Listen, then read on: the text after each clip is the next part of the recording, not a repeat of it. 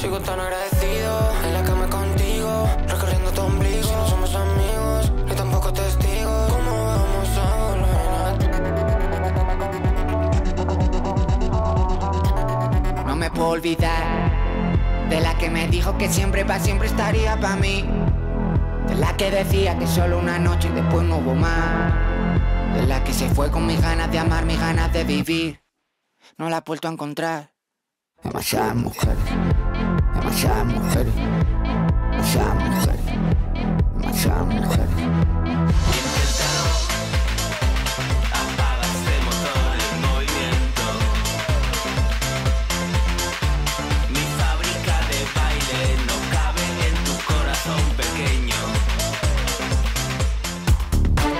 Zone Europe sur Sensation. Bonsoir à tous et bienvenue dans cette émission Zone Europe sur Sensation en partenariat avec TV78, un numéro spécial réalisé à Las Palmas de Gran Canaria en Espagne. Voici tout de suite le sommaire ensoleillé de cette émission. Diffuser la langue française et les cultures francophones, ce sont les missions de l'Alliance française. L'antenne de Las Palmas accueille chaque année plusieurs centaines d'étudiants. De la langue française à une meilleure connaissance de l'Afrique, nous découvrirons aussi dans cette émission la Casa Africa. Les îles Canaries, vous le verrez, c'est un pont entre le continent africain et l'Europe. Gran Canaria est une destination très gay-friendly. Ses atouts, outre son climat, la liberté, la tolérance et une vie nocturne, vous allez le voir, très animée. Et puis, nous vous ferons découvrir aussi la lucha canaria, la lutte canarienne, un sport dans lequel la puissance se conjugue avec habileté. Pasamos de ser todo a nada, de comernos con la mirada. Y ahora estamos frente a frente y ni siquiera puedes mirarme a la cara. Vivíamos de boca a boca, los labios no querían soltarse. Y ahora que en el mismo cuarto no podemos respirar el mismo aire. Hoy voy a verte de nuevo, voy a envolverme en tu ropa, susurrame en tu silencio cuando me veas llegar. Hoy voy a verte de nuevo, voy a alegrar tu tristeza, vamos a hacer una fiesta para que este amor crezca más. Pero no me da las ganas, si tú quieres me disparas, llevo las medias bien puestas por si te encuentro de cara. Voy a vivir con la fuerza de quien sabe que se va. Ya no vendrás a callarme, ya no puedes, ya no más. On trouve en Espagne près de 5,5 millions de francophones. Cela veut dire que 12% de la population sait parler plus ou moins français. À Las Palmas, l'antenne de l'Alliance française a été créée en 1926. Ses missions, diffuser la langue française et les cultures francophones. Rencontre avec Fabienne Launois, sa directrice. Zone Europe. Fabienne, bonjour. Bonjour. Est-ce qu'on peut dire que l'Alliance française ici à Las Palmas, c'est un peu le temple de la langue française dans les îles Canaries en général? Alors dans les îles Canaries, alors je vais peut-être pas aller si loin parce qu'on est quand même sur deux communautés, donc il y a Tenerife et nous. Donc sur cette partie-là de Las Palmas, oui. Après le temple, j'aimerais aussi vous dire que bien sûr, l'Alliance représente le temple, mais on est quand même assez nombreux à avoir... à développer la culture française. C'est un bout de France ici, quelque part. C'est un bout de France. C'est un bout de France parce qu'on essaye d'avoir justement des professeurs natifs. On essaye de diffuser un peu la culture française avec les livres, avec la bibliothèque, avec des films, etc. Donc oui, on essaye quand même d'être ici en France, oui. Votre première mission tout de même, c'est de faire apprendre le français, d'enseigner le français. Combien d'élèves vous avez ici à l'Alliance et de quel niveau? Est-ce que quelqu'un qui n'y connaît strictement rien en français, qui ne connaît même pas bonjour, au revoir, peut venir ici, ou alors on s'adresse quand même à un public déjà avisé? Non, c'est pour tout le monde. Donc ici, effectivement, on a entre 250 et 300 élèves à l'année. On a également un centre d'examen qui est très important. C'est le seul centre d'examen. Et puis, on a tous les niveaux. Et en général, ce que j'ai vu ici, c'est qu'en Espagne, les gens viennent déjà avec un petit niveau. Ils ont toujours eu français à l'école ou quelque chose. Il y a un lien qui existe. Il y a toujours un lien, ouais. Mais on a quand même des personnes qui viennent et qui commencent de zéro. Donc on a tous les niveaux. Donc peu importe le niveau.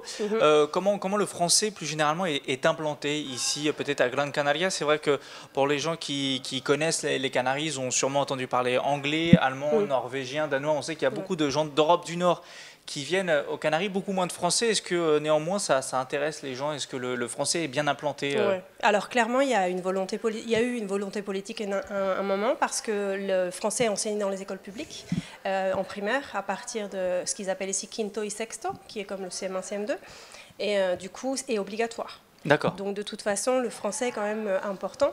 Ensuite, effectivement, il y a d'autres langues, mais pour le tourisme. Pour le tourisme, le français n'est pas aussi important que l'allemand, ou l'anglais évidemment, mais apparemment nous sommes en augmentation. D'accord. Donc les francophones sont de plus en plus nombreux, Suisses, Belges, Français à venir. Donc le français a un bel avenir, je pense. Et pour peut-être donner envie à certains de parler français, quel argument pourrait-on donner pour peut-être prendre des cours à l'Alliance ou tout simplement s'initier au français, même si les îles Canaries, si on regarde la distance avec la France, c'est pas tout proche. Non, c'est pas tout proche. Mais en même temps, il y a des vols quand même directs. Il y a des vols directs. On en est la preuve. Oui, on en est la preuve, oui, effectivement. Alors le français, non, c'est entre l'Espagne et la France, il y a quand même beaucoup d'échanges au niveau commercial même. Et au niveau touristique, ici, il y a quand même un développement possible. Donc je sais qu'on travaille déjà avec certains hôtels et donc pour le travail, il y a quand même un débouché possible avec le français. Oui, vous-même, la demande, vous le disiez, donc, est en augmentation pour l'Alliance. Oui, on a une augmentation alors qui se précise sur des choses accélérées en général. Les gens veulent apprendre vite, veulent se certifier et beaucoup veulent partir. Travailler en Suisse, en France, en Belgique. Ah d'accord, c'est pas juste pour rester en Espagne et se développer d'un point de vue professionnel. Il y en a beaucoup qui ont un projet professionnel. D'accord, et partir à l'étranger. Oui, on travaille aussi avec pas mal de personnes qui aimeraient partir travailler en Suisse et en France, en général. D'accord, et le lien avec la communauté française ici, est-ce qu'il est développé? Il est important? Est-ce que les Français qui vivent à Gran Canaria et à Las Palmas s'investissent? T'as des liens avec eux ou pas du tout finalement? Alors j'ai eu quelques liens, oui. Il y a un club de francophones en Grande Canarie, en Grande Canarie, oui, et ils font beaucoup d'activités en fait pour justement que les Français francophones se réunissent autour de choses comme des visites guidées, des balades, etc. C'est pas nécessairement du français et aller manger ensemble, mais c'est assez intéressant. Et donc je les ai rencontrés, ils sont venus faire une conférence ici, donc on a des liens. D'accord. On a des liens. Enfin, vous n'êtes pas seul l'Alliance dans l'écosystème français. Non, l'idée c'est justement de créer du lien. Alors moi justement j'essaie de me rapprocher de ces gens-là, de ce club, mais également du lycée français. On a un lycée français, on a la chance d'avoir un lycée français. Également les écoles qui sont bilingues, il y a une école bilingue pas loin en français. Donc j'essaye moi de toute façon d'être le centre un peu de toute cette communauté française au niveau pédagogique, oui, surtout au niveau pédagogique pour moi évidemment, pour l'enseignement, mais également pour les Français qui viennent et qui arrivent à l'Alliance par hasard en me demandant des conseils. Oui, donc touristique ou autre. Juste pour terminer, pour revenir sur vos activités, il y a évidemment l'apprentissage du français qui est l'élément central et principal, mais pas que. On voit qu'il y a une bibliothèque, donc on peut venir ici se documenter. Il y a aussi des événements culturels qui sont organisés autant que faire se peut. Autant que faire se peut, c'est la bonne expression. Alors en fait, oui, l'idée c'est d'avoir la bibliothèque, effectivement, de toute façon, est à disposition des étudiants, évidemment, du public en général, s'ils se prennent une carte d'adhésion à l'Alliance. Également le cinéma. Alors oui, nous avons la chance de travailler comme l'Alliance travaille aussi en lien avec l'Institut français, avec le ministère. Nous avons l'accès à une plateforme de cinéma gratuitement, comme Alliance française. Et donc, nous pouvons faire des fonctions gratuites. Et on va commencer un cycle de ciné, justement, ici à l'Alliance. Et puis, sinon, nous allons aussi avoir une exposition en accord avec le CAM et la Casa Colón, qui va bientôt avoir lieu en mois de décembre. Donc, on commence à avoir un peu plus de vie. Donc l'idée, c'est aussi de proposer des ateliers de cuisine. J'aimerais aussi faire des ateliers sur le vin, etc., tout en relation avec la culture française. Donc on va développer ça justement cette année. Parce que l'Alliance reprend tranquillement ses activités et là, je vais essayer de développer tout ça. Et on espère que cette interview, cet échange permettra aussi de vous aider dans vos missions. Oui, j'espère également. Merci beaucoup Fabienne pour vos réponses. Merci. Au revoir. Zone Europe. Un peu plus de 100 km séparent les îles Canaries du Maroc, une courte distance donc entre l'Europe et l'Afrique qui n'est pas sans conséquences sur les liens entre les deux territoires. Pour en parler, nous avons rendez-vous maintenant avec Ángeles Jurado. Elle est journaliste et travaille au sein de la Casa Africa, un espace dédié, vous allez le voir, au rapprochement entre l'Espagne et l'Afrique. Zone Europe. Angele, hola, bonjour. Hola, bonjour. Comme je disais avant, cette maison, Casa Africa, ce lieu si particulier, a été créé pour favoriser les liens, les connexions, les interconnexions entre d'un côté le continent africain, les îles Canaries et l'Espagne. C'est comme ça, c'est son but, son objectif, c'est de faire cela. Oui, le leitmotiv de la Casa Africa, c'est d'ailleurs ça. Espagne, Afrique, toujours plus proche. Ce que nous essayons de faire, c'est de favoriser les contacts entre les deux territoires et les connaissances mutuelles, et ce à travers tous les domaines. L'art, la culture, l'économie, la géopolitique ou encore les échanges académiques. Les îles Canaries font partie, si l'on se place d'un point de vue géographique, du continent africain. Il est donc nécessaire que l'on se connaisse mieux. Et quelles actions vous menez, vous, au quotidien, ici à Casa Africa, pour remplir vos missions? J'ai vu sur Internet, on voit sur votre site qu'il y a plus de 200 événements qui sont organisés chaque année. C'est quelque chose tout de même d'important. En un año que estemos un poco flojos, normalmente estamos entre 400 y 600. Oui, et encore cette année, nous n'avons pas été particulièrement actifs. D'ordinaire, nous organisons chaque année entre 400 et 600 activités. L'an passé, c'était près de 660. Aujourd'hui, par exemple, nous avons eu une réunion de femmes espagnoles et africaines qui travaillent dans le secteur maritime. Et cet après-midi, nous aurons une représentation de danse classique et la diffusion d'un documentaire. Nous venons également de passer 4 jours à Madrid pour une rencontre entre journalistes africains, espagnols et européens. En ce moment, nous avons aussi 2 expositions ouvertes au public. L'une sur le travail de Jurán Enrique, un artiste capverdien, et une deuxième sur un projet qui s'appelle Enseigner l'Afrique.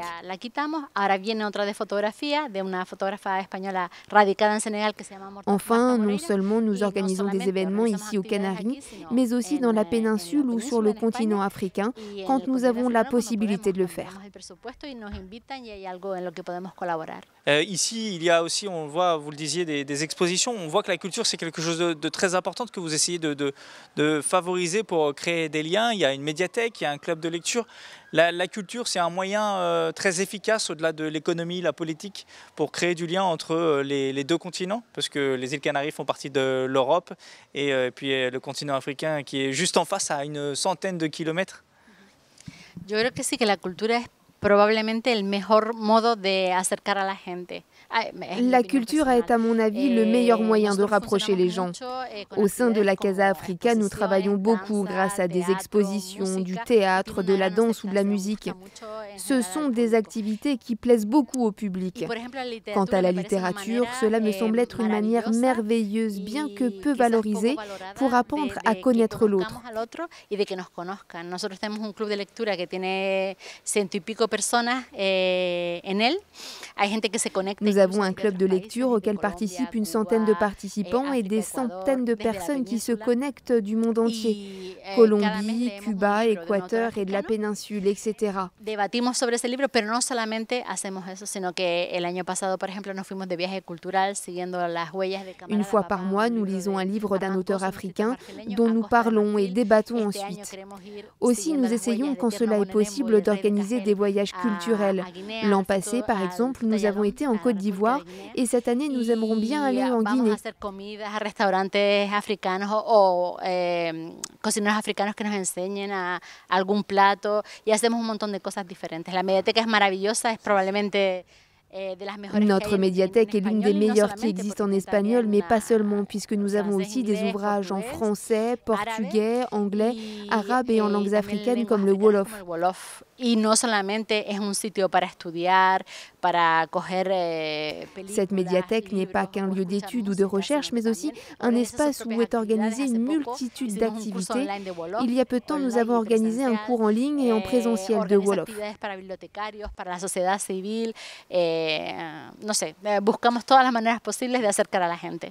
Est-ce qu'on pourrait dire, selon vous, qu'il y a aux Canaries un peu d'Afrique, une part de la vie africaine, du mode de style de vie africain qui existe et qui est implanté ici aux Canaries?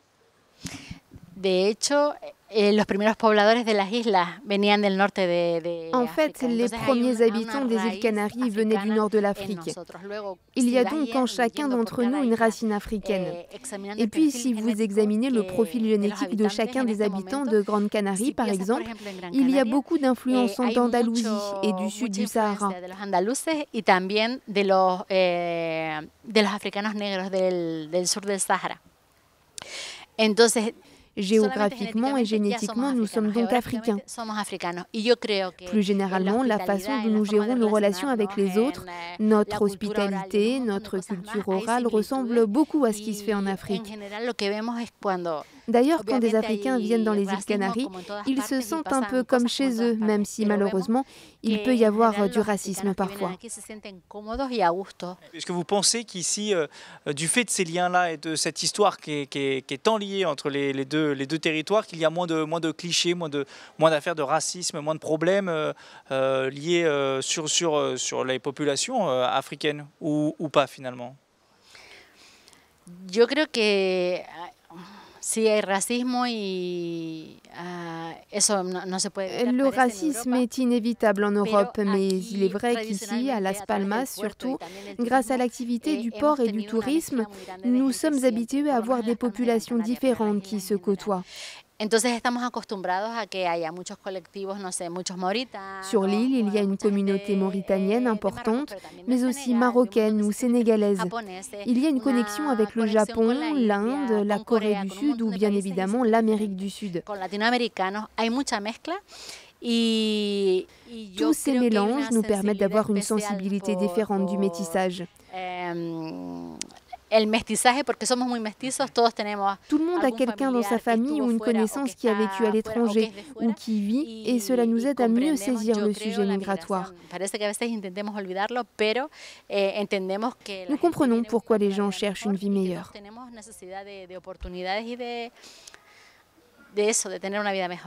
Muchas gracias, Angele. Merci beaucoup pour toutes ces réponses et ces informations sur la Casa Africa. «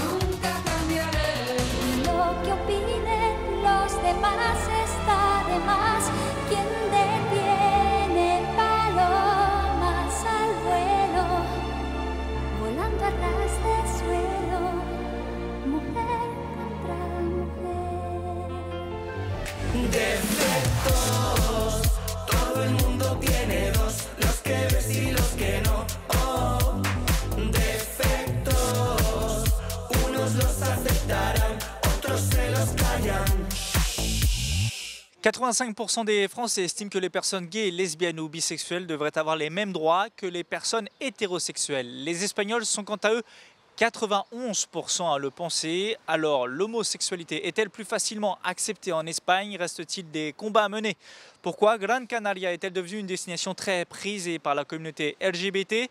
J'ai rendez-vous avec Jennifer Molina pour évoquer toutes ces questions. Elle travaille pour le collectif Gamma, très impliqué sur le sujet depuis presque 30 ans désormais ici. Zone Europe. Tout d'abord, Jennifer, est-ce que vous pourriez nous présenter le collectif Gamma et son histoire? Ça fait presque 30 ans, je crois, désormais que vous existez. Pourquoi et dans quel contexte l'association a-t-elle été créée? Pues Gamma es el colectivo LGTB de Canarias. Gamma est le collectif LGBT des îles Canaries. Le terme Gamma signifie « ça suffit » en langue aborigène. L'association a été créée en 1994 dans un contexte socio-culturel et sociopolitique où il n'y avait pas d'espace pour les personnes LGBT. Il nous a fallu donc lutter pour obtenir nos droits comme tout le monde. Quelle est aujourd'hui la situation des personnes LGTB ici aux Canaries? Comment van las cosas? Je pense qu'il faut prendre en compte la situation dans laquelle nous étions et où nous allons aujourd'hui.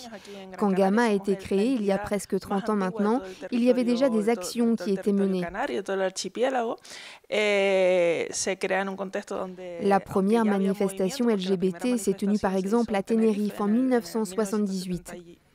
Pour autant, nous étions dans un territoire où il y avait beaucoup de souffrance en ce qui concerne la diversité sexuelle. Il existait encore à cette époque en Espagne des lois qui punissaient l'homosexualité. À Tefia, sur l'île de Fuerteventura, il y avait un camp d'enfermement pour les personnes LGBT. Nous cohabitons d'ailleurs aujourd'hui avec des personnes qui ont été emprisonnées pour leur orientation sexuelle, qui ont connu des persécutions policières et qui sont aujourd'hui très impliquées dans le collectif.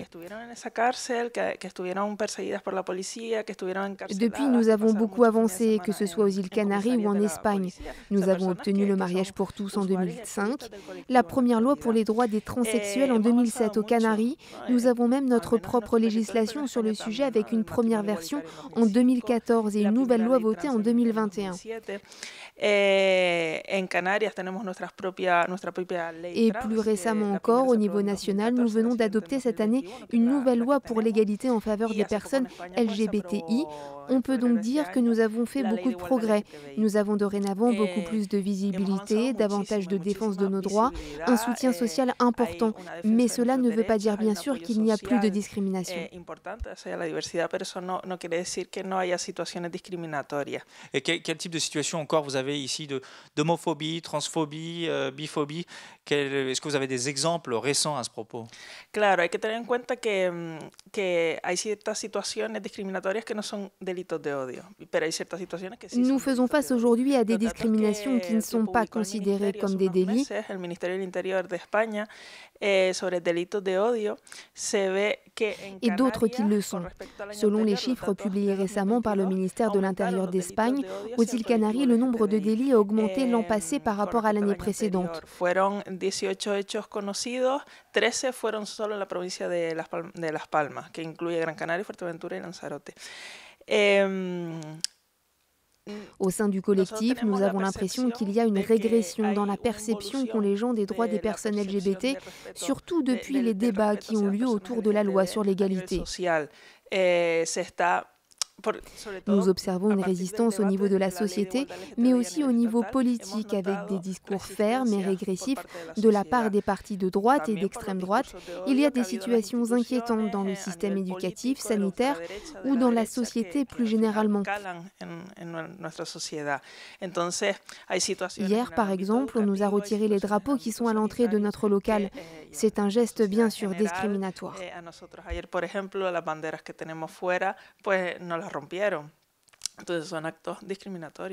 Dans ce programme, on aime beaucoup parler des sujets liés à l'Union européenne. On a ici on a Eurobaromètre, un sondage de la Commission européenne qui dit que l'Espagne est l'un des pays les plus avancés sur le sujet des droits des personnes LGBT. 91% des Espagnols disent qu'ils doivent avoir les mêmes droits que les personnes hétérosexuelles. C'est plus qu'en France, 85%, Allemagne 88%, Italie 68% et Slovaquie 31%, qui est le pire des pays. Est-ce que ça vous surprend, vous, de voir que l'Espagne est un pays si avancé d'un point de vue européen?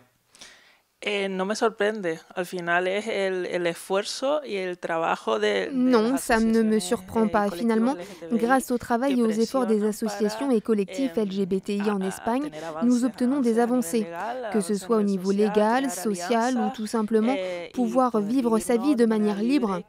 Je suis fière de vivre en Espagne, dans un pays où les personnes LGBTI jouissent de leur espace, même si nous savons qu'il y a encore de l'homophobie.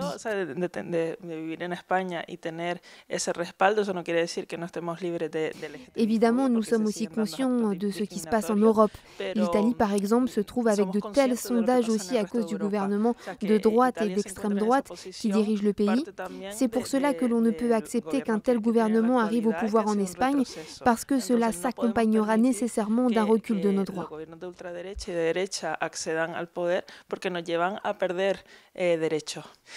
Et à l'intérieur de l'Espagne, c'est vrai que les Canaries paraissent être une terre d'accueil pour les personnes LGBT. Pourquoi les îles Canaries ont cette image et pourquoi les gens viennent ici pour tout simplement vivre leur vie comme ils l'entendent? A ver, yo creo que son varios los factores que nos han llevado a que Les raisons qui ont permis aux Canaries d'être identifiées comme une destination accueillante et bienveillante pour les personnes LGBT sont variées. O mayoritariamente respetuosa. Mucho tiene que ver con el activismo, todo lo que hemos hecho Beaucoup tient d'abord à l'engagement et à l'activisme et tout ce que nous avons fait pour que les Canaries soient un espace respectueux de chacun. De tantos años en Canarias, también de reconocer el sufrimiento que ha habido. Au niveau culturel également, nous avons agi pour reconnaître les souffrances qui ont été endurées ici. Estar tan lejos de Europa, pero a la vez estar tan desconectadas. La distance aussi nous aide. Être aussi loin de l'Europe nous permet quelque part de nous construire loin des mauvaises influences grâce à notre propre identité canarienne. De turismo, o sea, han invertido en conseguir que Canarias sea un destino turístico. Ensuite, il y a la politique touristique qui nous permet d'avoir des personnes qui viennent de toute l'Europe. También es espacio de refugio porque hay personas LGTB que huyen de sus países de origen y llegan a Canarias. Enfin, les îles Canaries sont aussi un refuge pour beaucoup de personnes obligées de fuir leur pays du fait de leur sexualité. C'est quelque chose évidemment que nous appuyons et que nous mettons en avant.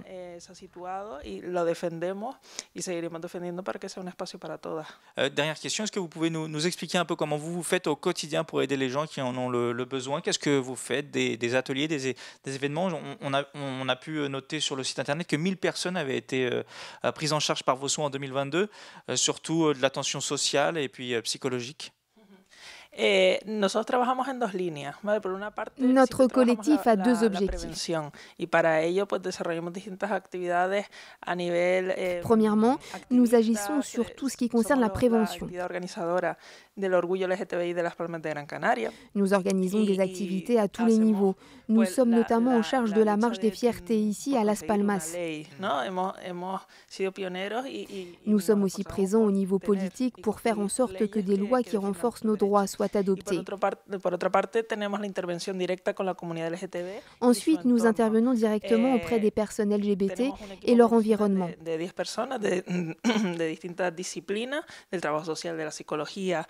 Gamma dispose d'une équipe de 10 personnes dédiées à cela, travailleurs sociaux, psychologues, personnes chargées de l'insertion ou de faire de la communication. Distintos servicios. Y también pues intervenimos fuera de Gamma, ¿no? Estamos Nous pouvons offrir différents services aux personnes qui ont le besoin. Sensibilizar a la gente joven y a niños y niñas. Formamos a profesionales para que el impacto no solo quede en nosotras. Évidemment, nous intervenons en extérieur pour sensibiliser par exemple les élèves. Nous formons des professionnels dans l'éducation ou la santé pour qu'ils puissent être sensibilisés aux sujets que nous traitons et que les lieux dans lesquels ils travaillent soient des lieux sûrs pour les personnes LGBT. Trabajamos en esas vías, la prevención a distintos niveles y la intervención directa por eso, porque se dan todavía situaciones de discriminación que requieren que las personas tengan un espacio seguro y tengan respuestas ante sus demandas. Et puis, si les gens veulent s'investir, ils peuvent se rendre sur votre site internet collectivogamma.com. Merci beaucoup Jennifer pour vos réponses et pour toutes ces informations concernant votre collectif. Merci beaucoup. Muchas gracias. Zone Europe. Allez, partons maintenant à la découverte d'un sport traditionnel qui nécessite plus d'habileté que de force, la lucha canaria, la lutte canarienne. Pour l'emporter, il faut réussir à déséquilibrer et faire tomber son adversaire. Rien que sur l'île de Gran Canaria, une quinzaine de clubs sont recensés. Héctor Romero est le vice-président du club de lucha de Guanaterme. Il m'attend pour une présentation. Zone Europe. Bonjour Héctor, tu es toi professeur de lutte canarienne. Est-ce que tu pourrais nous dire qu'est-ce que c'est la lutte canarienne et en quoi ça consiste? Oui, en effet, je suis entraîneur. J'ai commencé la lutte canarienne à 13 ans et j'ai aujourd'hui 40 ans. Cela fait donc de nombreuses années que je pratique ce sport. La lutte canarienne n'existe qu'aux Canaries et se caractérise par sa noblesse, bien que ce soit un sport de contact et de lutte. À la différence du judo ou de la lutte gréco-romaine, il n'y a pas de catégorie selon le poids. C'est aussi un sport historique, ça fait longtemps qu'on le pratique aussi aux îles Canaries. Oui, la lutte canarienne nous vient des aborigènes. Il y a des livres, des clichés qui montrent très bien cela. Est-ce que tu pourrais, Héctor, nous expliquer un petit peu ce que sont les règles basiques de la lutte canarienne? C'est vrai qu'on n'est pas forcément spécialiste en France, on ne connaît pas très bien le sujet. Est-ce que tu pourrais nous dire quelles sont les règles basiques? En tant que sport de contact et de prise, l'objectif est de déséquilibrer son adversaire pour qu'il touche le sol avec une partie du corps qui ne soit pas la plante des pieds. Dès que c'est le cas, le lutteur qui a fait tomber son adversaire marque un point pour son équipe. C'est très différent là-dessus du judo parce que, si je comprends bien, à partir du moment où une partie du corps touche le sol, au-delà des pieds, bien sûr, on perd son combat. Oui, c'est une différence importante avec le judo où on peut marquer des points grâce à des prises sans gagner directement le combat. Au judo, on peut aussi rester au sol pour bloquer son adversaire ou le mettre sur le dos. Dans la lutte canarienne, on doit rester debout et dès qu'une partie du corps touche le sol, on perd son combat. Comment se déroule une saison classique de lutte canarienne? Il y a des combats chaque fin de semaine. Comment se déroule une saison classique de lutte canarienne? Comme dans beaucoup de sports, nous avons d'abord une pré-saison. Aujourd'hui, par exemple, nous organisons une rencontre amicale pour présenter nos équipes et notamment nos meilleurs lutteurs à notre public. Ensuite, nous aurons un championnat composé de plusieurs phases. Il y a 3 tournois, une ligue locale, une coupe locale et une ligue régionale pour les meilleures équipes. À la fin, c'est un peu comme la Ligue des champions pour le football. Et ici, on a des champions de lutte canarienne en este club? Oui, nous avons un très bon lutteur qui vient de nous rejoindre depuis Tenerife. J'espère qu'avec lui, nous obtiendrons de bons résultats et que nous pourrons remporter la Ligue cette saison comme nous l'avons déjà fait par le passé. Si je ne dis pas de bêtises, il y a 17 clubs sur l'île de Grande Canarie. Est-ce que c'est difficile de maintenir un peu cet esprit très typique de la lutte canarienne, de pousser les jeunes à s'engager à faire de la lutte canarienne? Oui, en effet, nous avons sur l'île de Grande Canaria 17 clubs de lutte canarienne et il est vrai qu'il est difficile de pousser les jeunes à s'engager dans ce sport parce que nous faisons face à la concurrence du foot bien sûr, mais aussi du basket, du judo, de la boxe. Notre sport est un peu moins visible et nous essayons d'attirer comme on peut les jeunes. Aujourd'hui, on a pas mal de filles alors que, historiquement, c'est un sport masculin. Notre club a aussi toujours été connu pour être un vivier de talents. Est-ce que tu peux nous dire aussi si ce sport-là, la lutte canarienne, est un peu victime de clichés qui font que les gens ne s'inscrivent pas parce qu'ils estiment que c'est un sport de brut et qu'il manque un peu peut-être de complexité ou autre? L'une des caractéristiques de ce sport est liée au poids. Ici, nous avons des lutteurs qui pèsent plus que d'autres et c'est vrai que c'est un avantage par rapport à d'autres sports de contact. Tout le monde peut s'affronter. La devise principale de la lutte canarienne, c'est « le grand a perdu, le petit a gagné ». Et c'est vrai aussi que des enfants qui n'entrent pas dans les cases de taille ou de poids dans d'autres sports peuvent trouver leur place dans la lutte canarienne. Dans la lutte canarienne, il n'y a pas de discrimination selon la taille ou le poids comme dans d'autres sports. Nos portes sont ouvertes à toutes et à tous. Merci beaucoup Hector. Et puis maintenant, on va profiter un peu de voir ce que c'est vraiment la lutte canarienne avec ces quelques démonstrations. Merci beaucoup Hector. Gracias a ustedes por preocuparse por la lucha canaria y les invito a todos que lo puedan ver. Sí.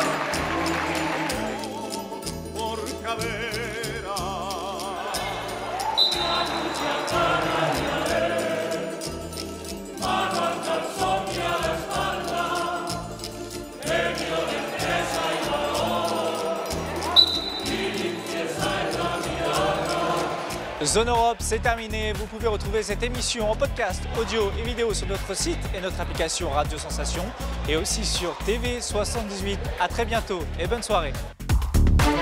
Zone Europe sur Sensation.